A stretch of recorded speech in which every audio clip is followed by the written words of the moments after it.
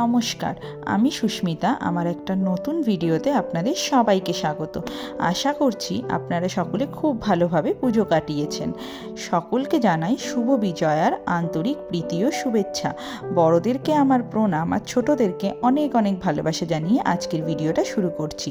অস্ট্রেলিয়াতে আমাদের পুজো পরিক্রমা এখনও চলছে। সকাল সকাল তাই আজকে রেডি হয়ে বেরিয়ে পড়েছি তপেনদা আর দীপান্বিতাদের সঙ্গে আবারও আজ ঠাকুর দেখতে। কথা বলতে বলতে চলে এসেছি স্টেশনে। আমাদের বাড়ি থেকে পায়ে হাঁটা পথে 15 থেকে 20 মিনিট মতন লাগে। স্টেশনে ঢুকেই আগে মাইকি কার্ডটা টাচ অন করে নিলাম। মাইকি কার্ডটা আমাদের দেশের মেট্রো কার্ডের মতন। ভিক্টোরিয়ায় যে কোনো পাবলিক ট্রান্সপোর্ট, ট্রাম, বাস, ট্রেন সব কিছু ইউজ করার জন্যই মাইকি কার্ডটা লাগে। স্টেশনে এসে অপেক্ষা করতে করতে ট্রেন চলে এসছে। এখানকার ট্রেনগুলো বেশিরভাগ সময় ফাঁকাই থাকে, একমাত্র অফিস টাইমেই যা একটু ভিড় হয়। ও আপনাদের তো বলাই হয়নি আজকে আমরা ঠাকুর দেখতে কোথায় যাচ্ছি। আমরা আজকে যাচ্ছি লারাতে। উইন্ডামভিল স্টেশন থেকে লারা স্টেশন পৌঁছাতে ট্রেনে করে লাগবে 14 মিনিট মতন। লারা স্টেশন থেকে বাসে করে আমাদের পৌঁছাতে হবে লারা হলে। আজকের পুজোটা লারা হলেই হচ্ছে, আর পুজোটার আয়োজন করেছে অ্যাসোসিয়েশন অফ বেঙ্গলিজ ইন জিলং থেকে। এই নিয়ে এখানে 3 নম্বর উইকেন্ড পুজো চলছে। মহালয়া যে উইকেন্ডে ছিল সেই উইকেন্ড থেকে এখানে পুজো শুরু হয়েছে।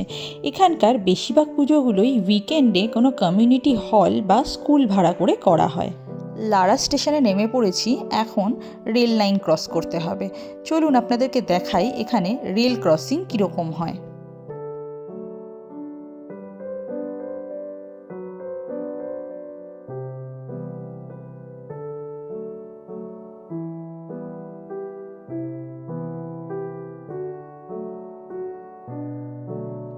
এখন আমরা বাস স্টপে ওয়েট করছি 12 নম্বর বাসের জন্য।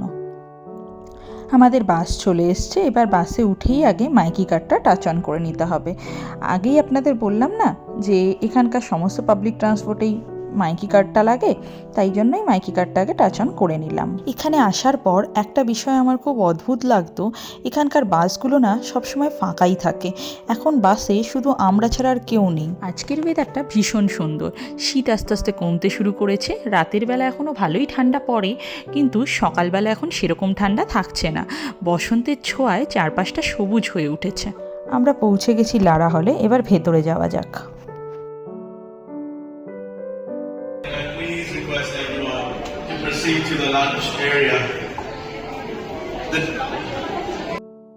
চলুন আপনাদেরকে আগে প্রতিমা দর্শন করাই।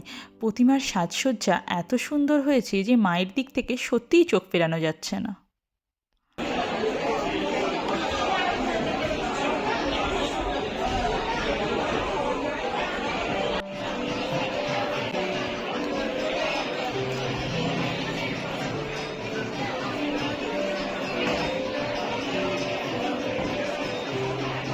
এই জায়গাটা বেশ সুন্দর করে সাজানো।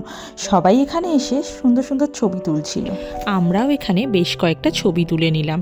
আমাদের আস্তে আস্তে যেহেতু দুপুর 1:30 বেজে গিয়েছিল, তো এসে আমরা আর মায়ের পুজো দেখতে পারিনি আজকে। অষ্টমী পুজো শেষ হয়ে গিয়েছিল। এখন এখানে প্রসাদ বিতরণ চলছে। ওনারা বারবার বলছিলেন তাড়াতাড়ি যেন প্রসাদটা নিয়ে নেওয়া হয়, কারণ এখানে 2:30 থেকে আবার সাংস্কৃতিক অনুষ্ঠান আছে। ভোগের প্রসাদে ছিল খিচুড়ি, 5 মিশালি তরকারি, চাটনি, পাঁপড়, পায়েস, গোলাপ জামুন আর নারকেল নাড়ু। পুজোর দিনগুলো বাড়ির কথা খুব মনে পড়ে। তখন আমরা অপেক্ষা করে বসে থাকি উইকেন্ডের এই পুজোগুলোর জন্য। উইকেন্ডের এই পুজোগুলোতে আসতে পেরে যখন সবার সাথে দেখা হয়, মায়ের পুজো দেখতে পাই, মায়ের পুজোর ভোগ পাই, তখন মনটা এক নিমেষে ভালো হয়ে যায়। ভোগ বিতরণ যেখানে হচ্ছিল তার পাশেই এই স্টলটা চোখে পড়ল।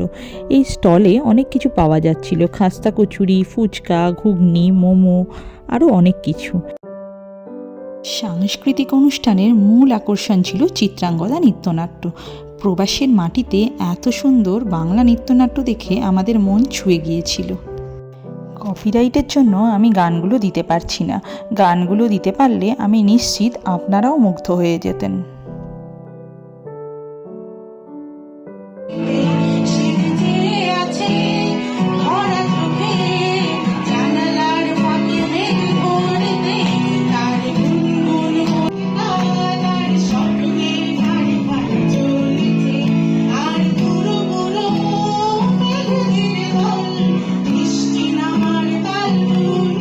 খানিকক্ষণ সাংস্কৃতিক অনুষ্ঠান দেখার পর ওয়েদারটা এত সুন্দর থাকার জন্য আমরা বেরিয়ে পড়লাম জিলং ইস্টার্ন বিচে যাওয়ার জন্য। বিচে খানিকক্ষণ সময় কাটিয়ে তারপর আজকে বাড়ি ফিরব। আমাদের আজকের পুজো পরিক্রমা আপনাদের কেমন লাগলো অবশ্যই জানাবেন। যদি ভালো লাগে একটা লাইক করে পাশে থাকবেন।